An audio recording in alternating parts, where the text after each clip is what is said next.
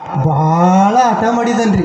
ಯಾಕಂದ್ರ ಇನ್ನೂ 6 ವರ್ಷದ ಮಗು ನೋಡ್ರಿ, ಬೆಂಗಳೂರಾಗಿರೋ ನಿಮ್ಮ ತಂಗಿ ಮನೆಯೊಳಗೆ ನಿಮ್ಮ ಮಗ ಮಾಂತೇಶಪ್ಪನ ಬಿಟ್ಟು ಬರಬೇಕಾದ್ರ ನನ್ನ ಮನಸ್ಸು ಬಹಳ ನೊಂದ್ಕೊಳ್ತ್ರಿ. ಮತ್ತೆ ನಿಮ್ಮ ತಂಗಿಯರ ಸಮಾಧಾನ ಹೇಳಿ ಕಳಿಸಿಕೊಟ್ರಿ ಅವರನ್ನು. ಹೌದಾ, ಪಾಪ ಇನ್ನು ಚಿಕ್ಕವನಿದ್ದಾನೆ. ಹೆತ್ತವರನ್ನ ಬಿಟ್ಟಿರ್ಬೇಕಾದ್ರೆ ತುಂಬಾನೇ ಕಷ್ಟವಾಗುತ್ತೆ. ಆದ್ರೆ ಏನ್ ಮಾಡೋದು, ಅವನು ಓದಿ ದೊಡ್ಡ ವಿದ್ಯಾವಂತನಾಗಬೇಕು ಅಂತ ತಾನೇ ನಾವು ಅವನನ್ನ ಬೆಂಗಳೂರಿನಲ್ಲಿ ಬಿಟ್ಟಿದ್ದು. ಅವರ ಖಂಡಿತವಾಗಿ ದೊಡ್ಡ ವಿದ್ಯಾವಂತನಾಗ್ತಾನ್ರಿ. ಇವರ ನಮ್ಮ ದೊಡ್ಡ ದನಿ ರಂಗ ನಮ್ಮ ಚಿಕ್ಕ ದನಿನು ಈ ಸುತ್ತು 40 ಹಳ್ಳಿ ಒಳಗ ಹೆಸರು ಗಳಿಸುತ್ತಾನ್ರಿ. ನಿಮಗೆ ಇದ್ದೊಬ್ಬವನೇ ಮಗ, ಹೆಣ್ಣಾದರೂ ಅವನೇ, ಗಂಡಾದರೂ ಅವನೇ.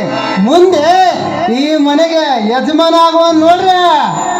ನಿಜ, ನನಗೇನು 10 ಮಕ್ಕಳಿವೆ ಇರುವುದು ಅವನೊಬ್ಬನೇ ಮಗ. ಮಹಾಂತೇಶನ ನನ್ನ ಮಗನಾಗಿ ಬೆಳಿಬೇಕಾದ್ರೆ ನಾನು ಅದೆಷ್ಟು ಜನ್ಮದ ಪುಣ್ಯವನ್ನು ಮಾಡಿದ್ದೀನಿ. ಅವನನ್ನು ನಾನು ಹಡಿಬೇಕು ಅಂತ 10 ಅವಮಾಸೆ ಆ ದೇವರಿಗೆ ಹರಕೆ ಹೊತ್ತು ಹೆತ್ತ ಮಗ. ಮಹಾದೇವಿ, ನಿನ್ನ ಮಗನನ್ನು ಹಡಿಯಬೇಕಾದರೆ ನೀನೊಬ್ಬಕ್ಕೆ ಹರಕೆ ಹೊತ್ತಿಲ್ಲ. ನಿನ್ನ ಮಕ್ಕಳ ಭಾಗ್ಯಕ್ಕಾಗಿ ರುದ್ರನು ಕೂಡ ದೇವರಿಗೆ ಹರಕೆ ಹೊತ್ತುಕೊಂಡಿದ್ದಾನೆ. ಹೌದಾ? ಹೌದು ಮಹಾದೇವಿ, ನಿನ್ನ ಹೊಟ್ಟೆಯಿಂದ ಒಂದು ಗಂಡು ಮಗು ಹುಟ್ಟಿದರೆ ಊರಲ್ಲಿರುವ ಎಲ್ಲ ದೇವರಿಗೂ ತುಪ್ಪದ ಅಭಿಷೇಕ ಮಾಡಿಸ್ತೀನಿ ಅಂತ ಹರಕೆ ಹೊತ್ತುಕೊಂಡು. ಮಹಾದೇವಿ, ರುದ್ರ ನಮ್ಮ ಮನೆಯಲ್ಲಿ ದುಡಿದರು, ಸಣ್ಣವನಾಗಿ ದುಡಿದರು ನಮ್ಮ ಮನೆಯ ಮೇಲೆ ದೊಡ್ಡ ಅಭಿಮಾನವನ್ನು ಇಟ್ಟುಕೊಂಡಿದ್ದಾನೆ. ಮಹಾದೇವಿ, ದೊಡ್ಡ ಅಭಿಮಾನವನ್ನು ಇಟ್ಟುಕೊಂಡಿದ್ದಾನೆ. ನಿಜ ರುದ್ರಣ್ಣ, ನಿನಗೇನು ಅಂತ ಹೇಳ್ಬೇಕಪ್ಪ. ವಯಸ್ಸಿನಲ್ಲಿ ಚಿಕ್ಕವನಾದರೂ ಕೂಡ ಗುಣದಲ್ಲಿ ತುಂಬಾ ದೊಡ್ಡವನಾಗಿದ್ದೀಯ.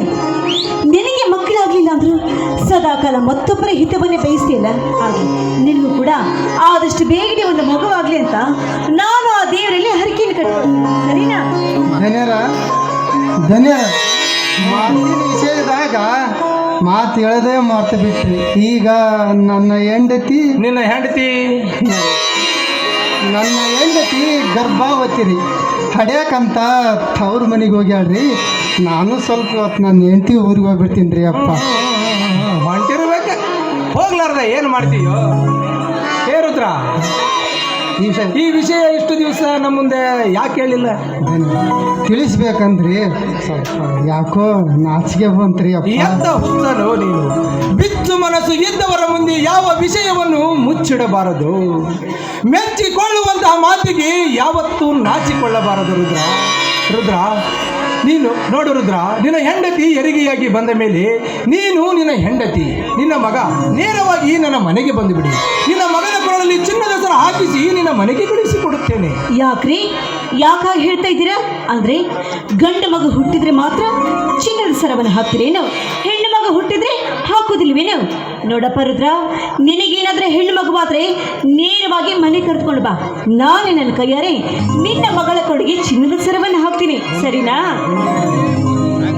ಮೊದಲು ಗಂಡ ನೋಡ್ರಿ ಹಡ್ಯಾದ ರೇ, ನೀವ್ ಹಿಂಗ್ ಚಿಂತೆ ಮಾಡ್ಬೇಡ್ರಿ. ಈ ವರ್ಷ ನಾನು ಹೆಂಡತಿ ಹಡ್ಯಾದ ಅವಳಿ ಜವಳಿ ನೋಡ್ರಿ. ಮತ್ತೆ ಧನ್ಯರ ನಾನು ಸ್ವಲ್ಪ ನನ್ನ ಹೆಂಡತಿ ತಣ್ಣಗೆ ಅಡಿಲ್ರಿ. ಆಮೇಲೆ ಯಾರ್ಯಾರು ಏನೇನು ಹಾಕ್ಬೇಕಂತೀರಿ ಹಾಕುವಂತ್ರಿ. ಮೊದಲು ನಾನಂತರ ನಾನು ಹೆಂಡತಿ ಊರಿಗೆ ಹೋಗ್ಬಿಟ್ಟಿನಿ ರೀ. ಅಪ್ಪ ಆಯ್ತು ರುದ್ರ, ಹೋಗಿ ಬಾ. ಆಯ್ತು ರೀ ಅಪ್ಪ, ನಾನು ಹೋಗ್ಬಿಡ್ತೀನಿ.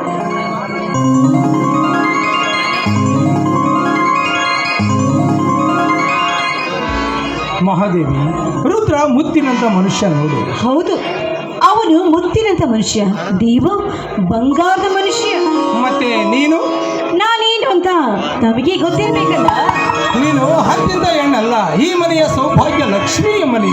ಹೌದು, ನಾನು ಸೌಭಾಗ್ಯ ಲಕ್ಷ್ಮಿ, ನೀವು ಮಹಾರಸಿಕರು.